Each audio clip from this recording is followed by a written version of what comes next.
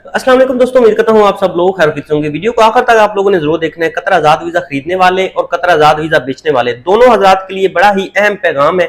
सबसे पहले तो कतर जो आजाद visa, freelancer visa, NOC based visa, मैंने इसकी बड़ी एक डिटेल वीडियो बनाई है कि उसमें मैंने बताया कि ये वीजा कंपनीज का ही होता है, आप उनके पाबंदी रहते हैं, यहाँ पर आने के बाद कहीं आपको आजादी नहीं मिल जाती।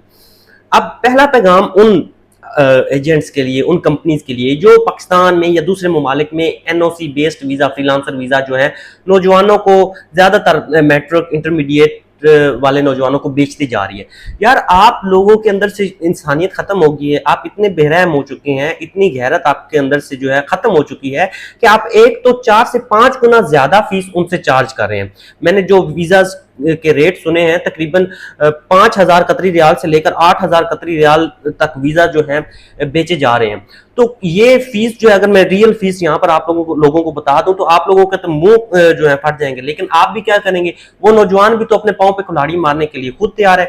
अच्छा, ये पहला पैगाम उन हजरात के लिए कि यार कम से कम आप अपना कमीशन जो ले रहे हैं लेते रहे, आप वीजा बेच रहे हैं बेचें, मुझे उससे कोई सरोकार नहीं है, लेकिन कम से कम उसकी कुछ थोड़ी गाइडेंस तो करें, उसको थोड़ा गाइड तो करें, उसको थोड़ा मोटिवेट तो करें कि भाई तुमने मेट्रो किया है, तुमने इंटरमीडिएट किया है, कोई साथ कोर्स भी किया है, कोई स्किल भी है, वहां पे खाने का खर्चा तुमने खुद करना है, रहने का खर्चा तुमने खुद करना है, आने जाने ट्रांसपोर्ट का खर्चा तुमने खुद करना है। आपने जो 7 से 8 लाख रुपया लिया है उसमें आपने इस तरह का एक कार्ड उसको दे देना है। 1 साल के लिए वो यहाँ लीगल हो जाएगा।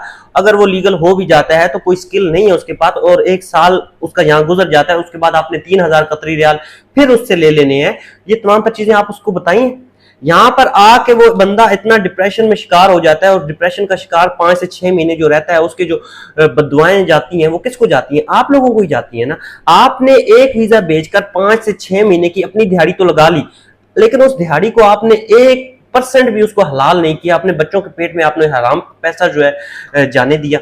अब आ जाते हैं उन नौजवानों के लिए जो इंटरमीडिएट और मैट्रिक करने के बाद वीजा हासिल कर लेते हैं और अपने आप को बड़ा 30 मार खान समझते हैं कि हमने वीजा हासिल कर ली है, और ये नहीं समझते कि भाई हमारे पास कोई स्किल नहीं है। दुनिया सन 2025 चल रही है मेरे भाइयों। यहाँ अगर मैं किसी कुर्सी पे बैठा हूँ, मेरे पीछे आप स्क्रीन देख रहे हैं, तो मैं किसी बिना स्किल के नहीं बैठा। मैं अपने सगे भाई की अगर बात करूं तो मैं उसको यहाँ वीजा खरीदने, उसको भी मैंने वीजे पे बुलाया, तो उसको आने से पहले मैंने उसे बताया कि भाई ये स्किल सीख लो, ये ऐसा कर लो, ऐसा कर लो।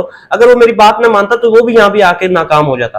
वो लोग जो इंटरमीडिएट आफ्टर मैट्रिक के बाद वीजा खरीद कर यहाँ आ चुके हैं, वो दिन में 4 से 5 फोन मुझे करते हैं कि भाई मुझे थोड़ी सी इंग्लिश आती है, मैं इंटरमीडिएट पास हूँ, मैं मैट्रिक पास हूँ।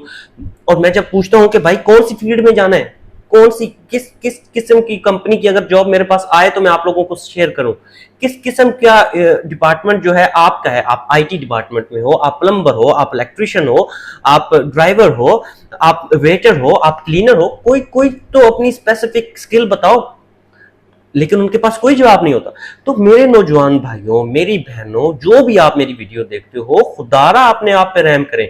आपने अगर ये ठान ही लिया है कि आफ्टर इंटरमीडिएट आपने अपने फ्यूचर का, ठीक है, मैं आपको आपके साथ हूं, फ्यूचर के बारे में सोचना सब लोगों के हक में है, लेकिन आप एक अंधे कुएं में या एक अंधेरे कुएं में छलांग लगा रहे हो और वो 7 से 8 लाख रुपया अगर आप अपने माँ बाप से लेकर एक कुएं में फेंक रहे हो, यहाँ पर आने के बाद 1 साल आपको जॉब नहीं मिलती। यहाँ पर टेम्परेचर 55 टेम्परेचर होता है, यहाँ पे एसी में बैठकर जॉब नहीं मिलती, यहाँ फिर बाहर निकलना पड़ता है, जलालत झेलनी पड़ती है, कोई स्किल सीख कर आना पड़ता है। तो मेरे दोनों लोगों के लिए, एक तो आजाद वीजा बेचने वालों के लिए, खुदारा उन लोगों पर रहम करें, अपने अंदर रहम दिली जो है पैदा करें कि भाई एक तो फीस कम करें। इतनी फीस नहीं है, मैं नेक्स्ट वीडियो में फीस की जो ओरिजिनल फीस है वो बताऊंगा।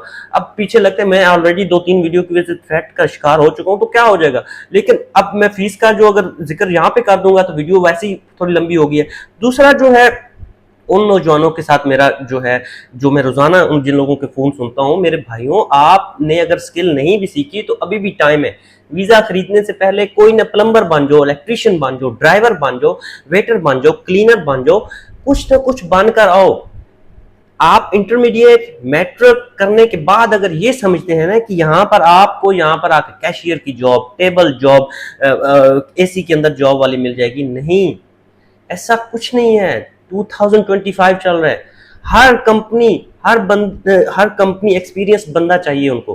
किसी को सेफ्टी ऑफिसर चाहिए, किसी को डॉक्यूमेंट कंट्रोलर चाहिए, किसी को पीआरओ चाहिए, किसी को स्कैप फोल्डर का मास्टर चाहिए, किसी को मैं आप क्या क्या कैटेगरीज बताऊं, किसी को फायर वो जो एक्सटिंग्विशर चलाने वाले चाहिए, मतलब फायर फाइटर्स चाहिए।